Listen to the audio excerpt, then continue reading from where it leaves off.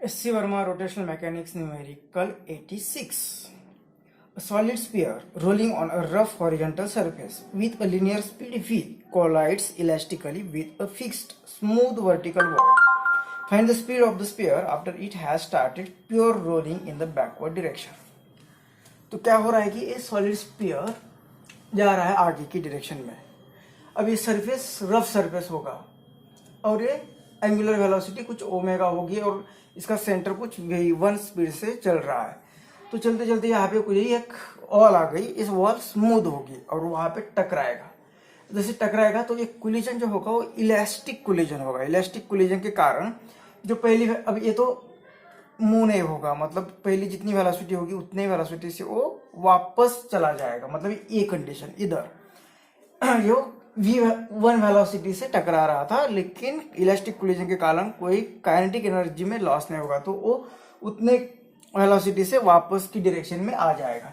लेकिन जो rotational motion के कारण इसकी जो वेलोसिटी थी वो रोटेशनल मोशन क्लॉकवाइज डायरेक्शन में थी, तो ऐसे क्लॉकवाइज मोशन में आते आते स्लिप नहीं हो रहा था, तो सफिशिएंट यहाँ पे फ्रिक्शन था, तो ये ऐसे आते आते यहाँ पे टकराएगा जो ये इधर दिखाया।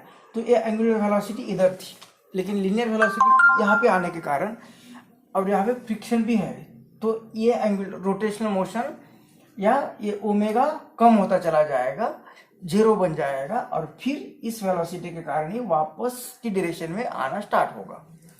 अब जब आना स्टार्ट होगा तो इस डायरेक्शन में जब उल्टा रोटेशनल मोशन बैकवर्ड डायरेक्शन में आ जाएगा तो उसकी एंगुलर वेलोसिटी की रोटेशनल मोशन की वेलोसिटी भी चेंज हो जाएगी। यहाँ पे जो क्लॉकवाइज डायरेक्शन में आ रहा था वो एंटी क्लॉकवाइज डायरेक्शन में उसकी ओमेगा होगी और ये वेलोसिटी फिर उसके कारण चेंज होगी, वेलोसिटी चेंज होगी, क्योंकि इसका एंगुलर वेलोसिटी ये जो ओमेगा होगा इस ओमेगा का इफेक्ट इसमें ऐड हो जाएगा और वेलोसिटी चेंज हो जाएगी।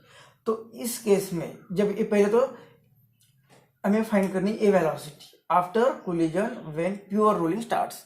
ये जब वापस कोलाइड होगा उसकी वेलोसिटी जीरो बनेगी, ये इस डायरेक्शन में मूव होगा, फिर वो रोटेट होना स्टार्ट करेगा, रोटेट होने के लिए फिर रोटेट भी होगा, सेंटर भी आगे चला जाएगा, तो रोलिंग मोशन जब स्टार्ट होगी तब उसकी वेलोसिटी फाइंड करनी है। तो इस केस में जो कोलिजन है वो इलास्टिक कोलिजन है, बाहर का कोई फोर्स नहीं, मतलब टॉर्क नहीं है। टॉर्क नहीं मतलब कंजर्वेशन ऑफ, इसमें हम यूज कर रहे हैं conservation of angular momentum. Angular momentum वो होता है पहला momentum angular is equal to दूसरा angular momentum.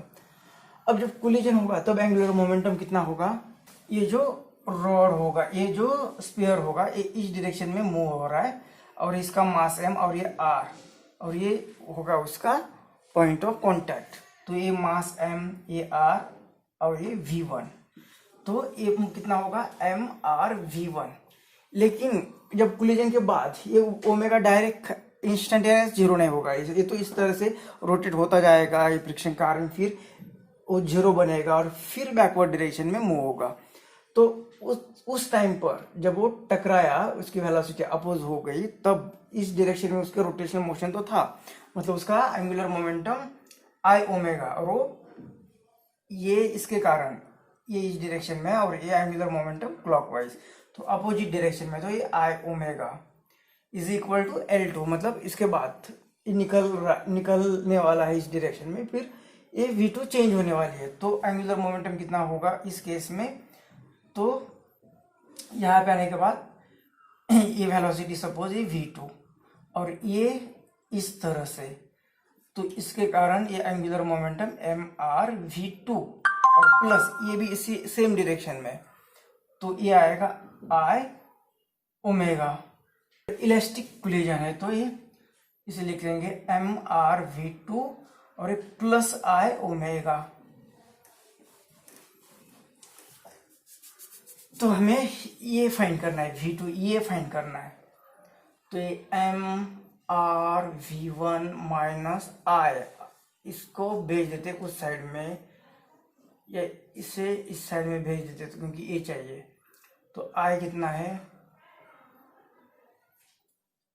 Moment of inertia, ये स्फीयर है तो, और सेंटर ये होगा, तो ये होगा mr 2/5 एम आर स्क्वेयर और ओमेगा की जगह पे V upon R is equal to M R V two plus ये 2/5 एम आर स्क्वेयर इसके वैल्यू, और ओमेगा को लिख सकते हैं हम v अपॉन आर। कौन सा v, कहाँ पे v, वो देखना पड़ेगा। v तो ये तो v1 ठीक है, ये v1 ठीक है, और ये यहाँ पे एक v2 होगा, यहाँ पे ओमेगा 2 लिखते हैं तो ये अलग होगा।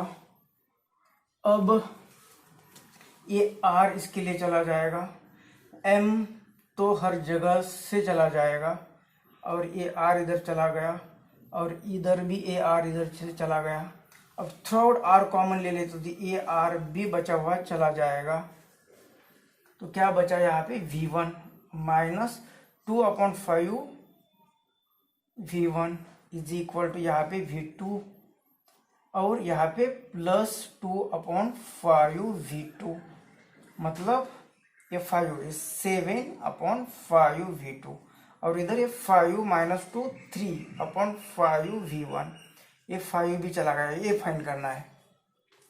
तो ये कितना आएगा, 7 इधर डिवाइड होगा तो 3/7 v1 is equal to v2।